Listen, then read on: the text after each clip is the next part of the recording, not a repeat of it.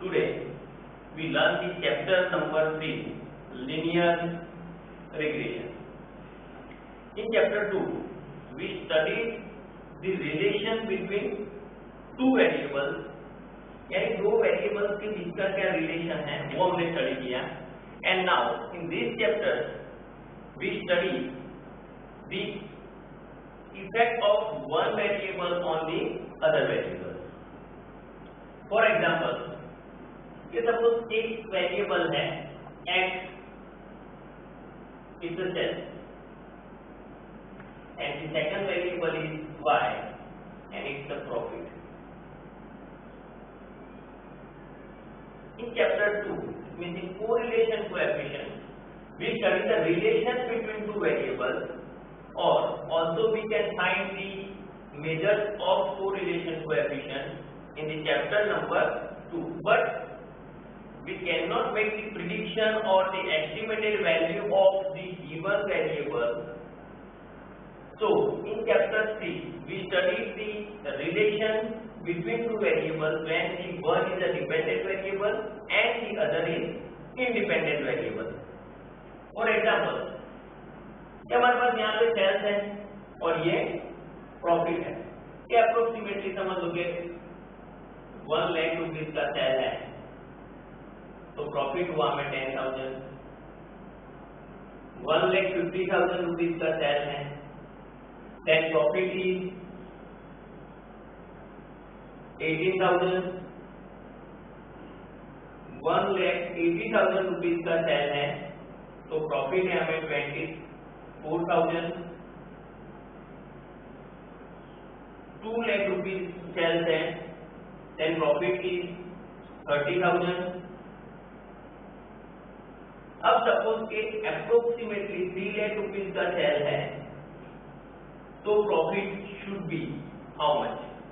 Profit कितना है ऐसा एस्टिमेटेड करना है तो कोरिलेशन कोएफिशिएंट में हम फाइंड नहीं कर सकते. But in regression we first find the linear equation and then we can make the estimated profit for the sales of 3 lakh. 3 lakh rupees के सेल पर अप्रोक्सीमेटली प्रॉफिट क्या है वो हम फाइंड कर सकते हैं. That means we can make the estimated value of a variable for the given value of dependent variable. अब दो वेरिएबल के लिए थोड़ा समझना है कि ये डिपेंडेबल वेरिएबल और इंडिपेंडेंट वेरिएबल क्या है, तो वो समझ लेते हैं कि एक वेरिएबल इंडिपेंडेंट है और एक वेरिएबल डिपेंडेंट है. सिंपल एग्जांपल ले रहा हूं कि जो हमारी फैमिली में हो रहा है. Now you are a student, तो you are not a earning person of your family. आप आपकी फैमिली के अर्निंग पर्सन नहीं है. अब समझ लो कि अर्निंग पर्सन कौन है. Who is the earning person? तो father is the earning person of the family. Family के हमारे अर्निंग पर्सन है तो फादर है. तो अब तुम दोनों की यानी कि father and son and father and daughter और हस्बैंड एंड वाइफ वो सब भी हम चेक करेंगे. तो नॉर्मल केस में फैमिली रन करने के लिए यानी कि वो रिस्पॉन्सिबिलिटी है फादर की. तो अर्निंग पर्सन के अकॉर्डिंग और अर्निंग पर्सन के व्यू पॉइंट से हम चेक करेंगे तो फादर ने हमारी फैमिली को रन करने के लिए फादर वो इंडिपेंडेंट है, यानी जो पैसे नहीं हमें मिल रहे हैं जो भी मिल रहा है वो, और all the members of a family are dependent on father, यानी फादर की इनकम पर सब डिपेंड कर रहे हैं. फॉर एग्जांपल कि तुम्हें टेक्स्ट बुक परचेज करनी है तो पैसे कहाँ से आएंगे? फादर से.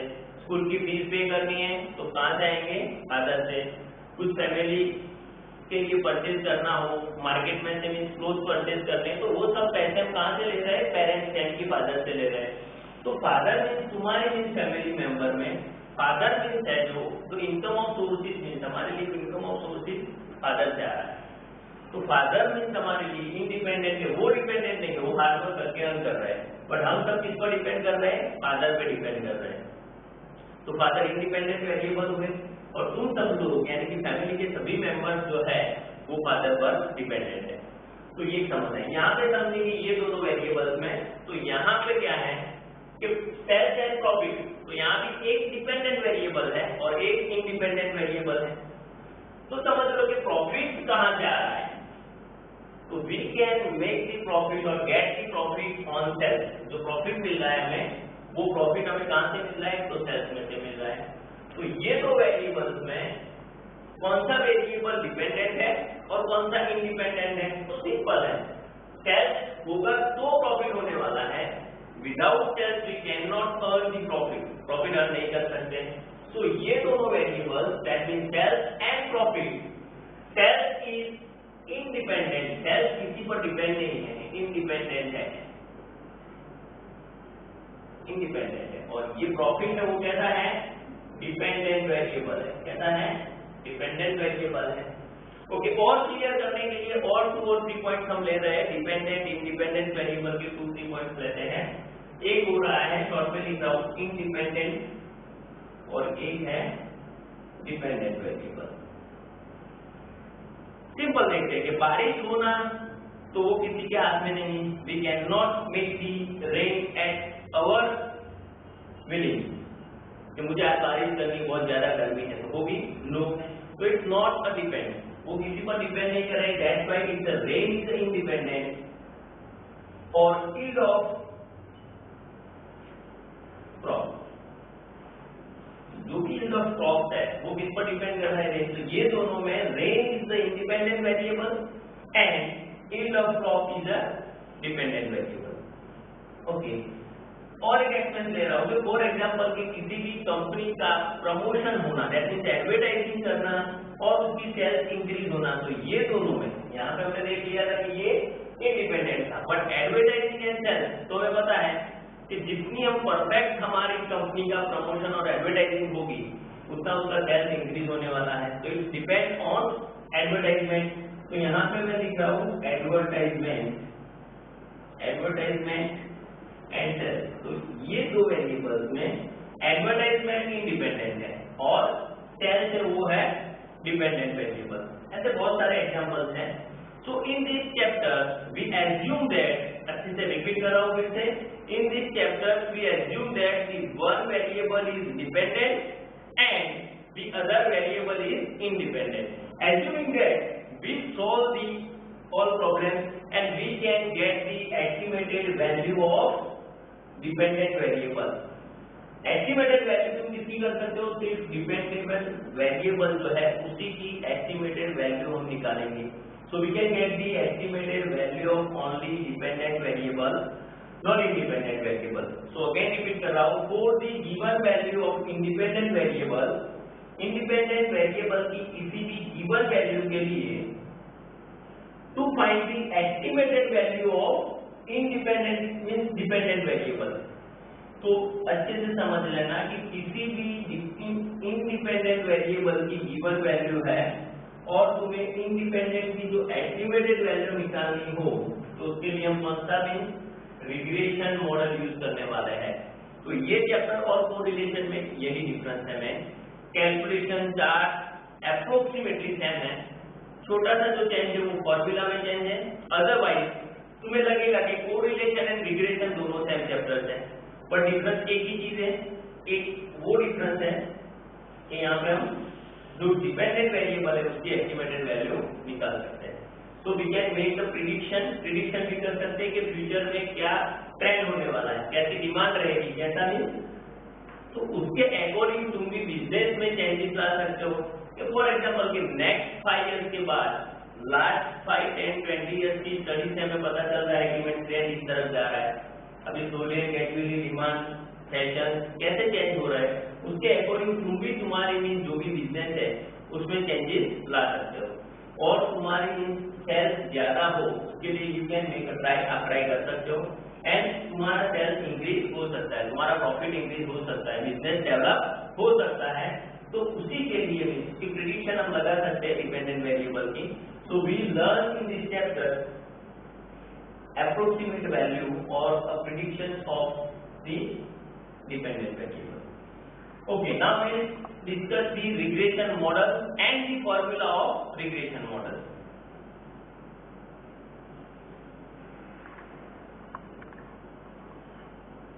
Discuss the regression model is y is equal to alpha plus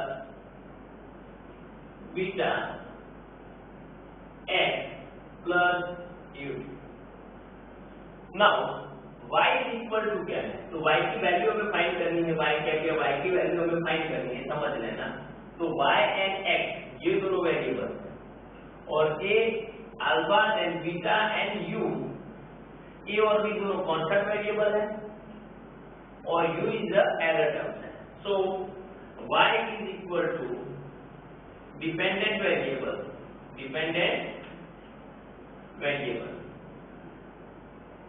that means to find the estimated value of y, estimated value find करनी है हमें तो यूज करेंगे, but y is the dependent variable, वो dependent variable है, a alpha and beta constant है, x is independent variable,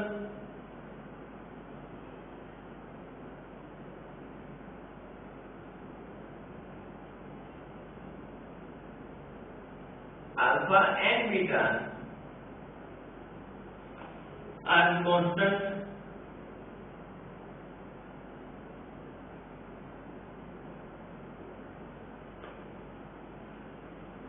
और ut is equal to और u is equal to disturbance variable,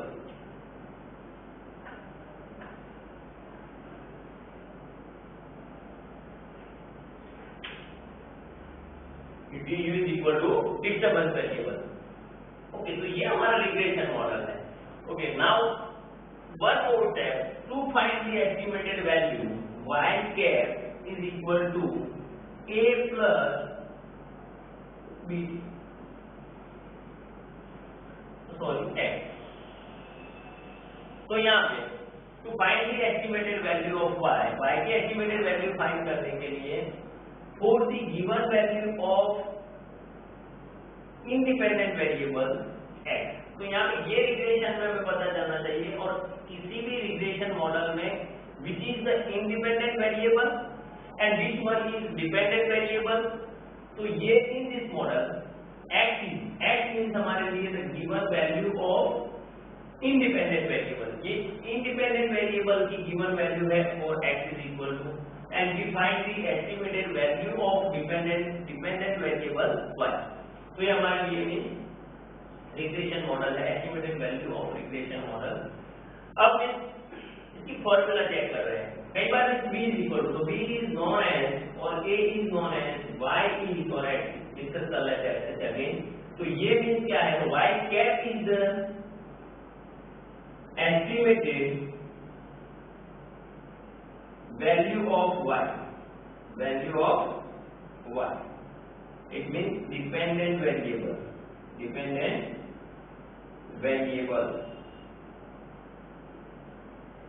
a is constant, a क्या है, तो a हमारे लिए कांस्टेंट है और थियरिटिकल पोर्शन में कई बार ये हो रहा है, तो that's the intercept.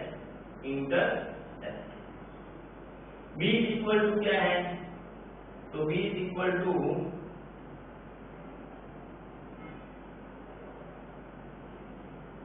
Regression coefficient,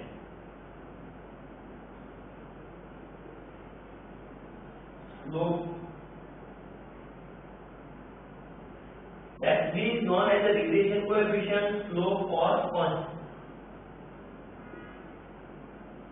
question में होता है कई बार कि b is known as the slope, कई बार एमसीक्यू में स्लोप दिया है, कांस्टेंट वर्ड नहीं दिया है, तो फिर इसको रिग्रेशन कोएफिशिएंट है, तो b is also known as the regression coefficient and b is known as the slope, and x is independent variable,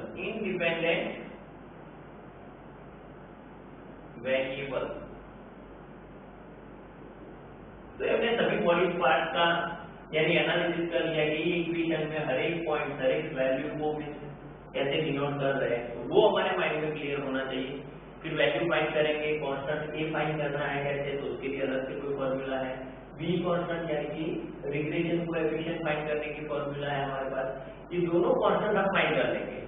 then for the given value of x की भी किसी एक वैल्यू है और उसके लिए तुम्हें एस्टिमेटेड वैल्यू y फाइंड करनी है, तो we use the regression model to find the estimated value of dependent variable. Okay, now we will discuss the formula of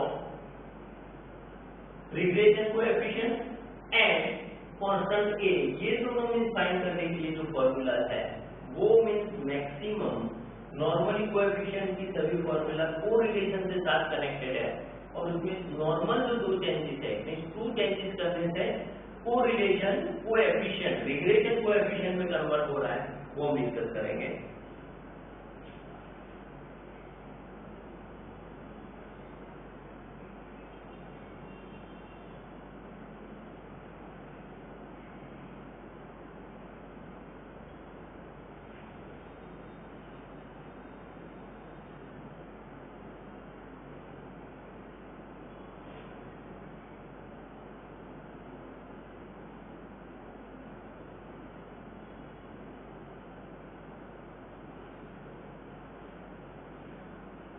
correlation में से कोएफिशिएंट निकालना है तो कैसे करेंगे? नॉर्मली एक जो चेंजेस है उसमें यानी कि टू मेजर चेंजेस है वो मैं तुम्हें एक बार दिखा दूं, तो जितने भी कोरिलेशन कोएफिशिएंट है उसको रिग्रेशन कोएफिशिएंट में कैसे कन्वर्ट करेंगे। फॉर एग्जांपल ये सभी फॉर्मूला तुम्हें फिर बाद में भी रट्टा नहीं मारनी पड़ेगी, not need to cram, otherwise क्या होता है कि बहुत ज्यादा फॉर्मूला क्रैम कर करके एग्जाम के टाइम पे और जब भी हम एग्जाम दे रहे हैं उसी टाइम पर ही भूल जाते हैं, तो ऐसा नहीं होना है। So please understand the formula properly so we can remember easily.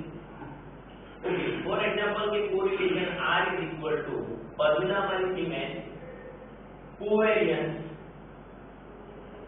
xy divided by sx into sy, और एक फॉर्मूला लिख रहा हूँ R is equal to summation x minus x bar into y minus y bar divided by under root summation x minus x bar square into summation y minus y bar square summation y minus y bar square। अब ये दोनों यानी कि correlation coefficient को हम किसमें convert कर रहे हैं? Regression coefficient, regression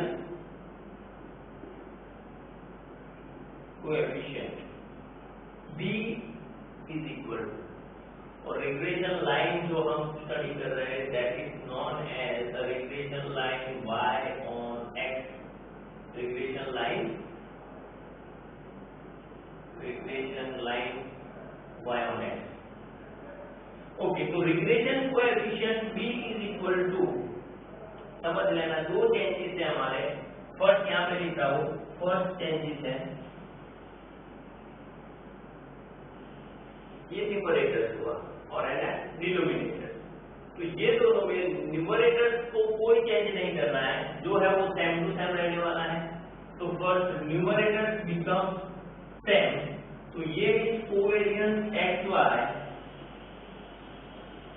divide by, अब एक सिंपल चीज है कि regression line y on x है तो b is equal to name as b by x, जितने भी हमारे फॉर्मूला में b is equal to mention किया है तो regression coefficient is actually b by x। तो एक फॉर्मूला इस सिंपली याद रखेंगे कि means last term at denominator, यहाँ पे लास्ट वेरिएबल कौन सा है? तो ये लास्ट वेरिएबल x है, तो फॉर्मूला समझना last term at denominator simple last term at denominator,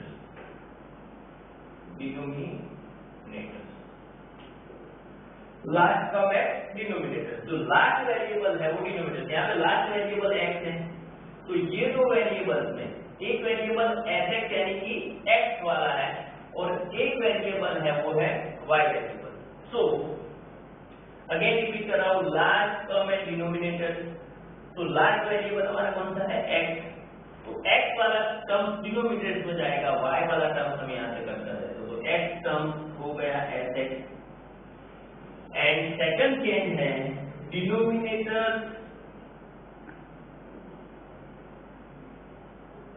become